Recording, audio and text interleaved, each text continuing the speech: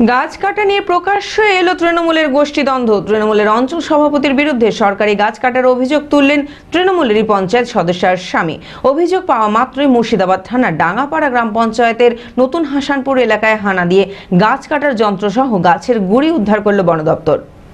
মানসিক স্বাস্থ্যের জন্য সবার আগে যে নামটি মনে ভেসে ওঠে, সুস্থ মনের ঠিকানা মনোবীক্ষণ। যোগাযোগ নাম্বার 7477799516।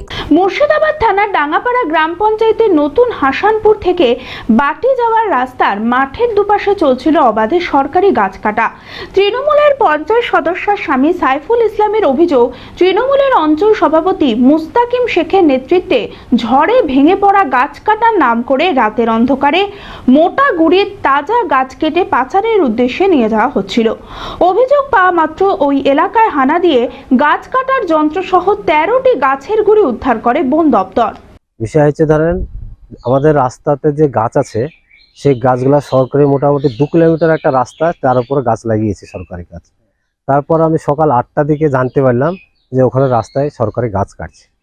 তারপর আমি ওখানে গেলাম, যাওয়ার পর দেখছি ওরা গাছ কাটছে। তো অলরেডি গাছ যে আমি ওখানকার যে জনপ্রতিনিধি স্বামী, তাহলে আমাকে তো একটা জানা বিষয় আছে যে গাছটা কিভাবে কাটছে না কাটছে। ওদেরকে আমি জানতে যাই, তো বললো দিকে ওরা যে অঞ্চল থেকে কাটাছে। তারপর আমরা ওদের কাছে প্রুফ চাই, তো ওরা কোনো প্রুফ দেখাতে পারে, কিন্তু দেখাচ্ছে ওখানে 15 থেকে 20টার উপরে গাছ কেটেছে এবং মোটা মোটা গাছ কেটেছে। তারপর আমি আর এই গাছ কাটা নিয়ে প্রকাশ্যে এসেছে তৃণমূলের গোষ্ঠীদ্বন্দ্ব। তবে যে বা যারা এই গাছ কাটার সঙ্গে জড়িত রয়েছে তাদের বিরুদ্ধে কড়া ব্যবস্থা গ্রহণের দাবি জানিয়েছে গ্রামবাসীরা। ওদেরকে জিজ্ঞাসা করি যে গাছটা কেন কাটা হচ্ছে। তখন একজন বলে ওঠে যে একটা গাছ ঝড়ে পড়েছিল, সেটা সরাচ্ছি।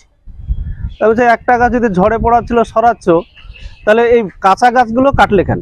তখন ওর বলে ওঠে যে পঞ্চায়েত থেকে কাটাচ্ছি। তখন আমি বলি যে পঞ্চায়েত থেকে কে পারমিশন দিল? তখন ওরা মুস্তাকিমের নাম দেয়।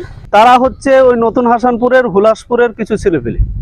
তাদেরকে জিজ্ঞেস করা হয় তোমরা কেন কাটছো? তখন ওরা বলে যে আমরা পারমিশন নিয়ে কাটছি। তখন পারমিশন নিয়ে কাঁচা গাছ কাটছো? কাঁচা গাছের তো পারমিশন নেই, কই পারমিশন দেখাও।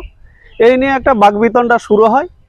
আমরা বিষয়টা প্রশাসনের নজরে আনি, প্রশাসন সেরকমভাবে হেল্প করে না।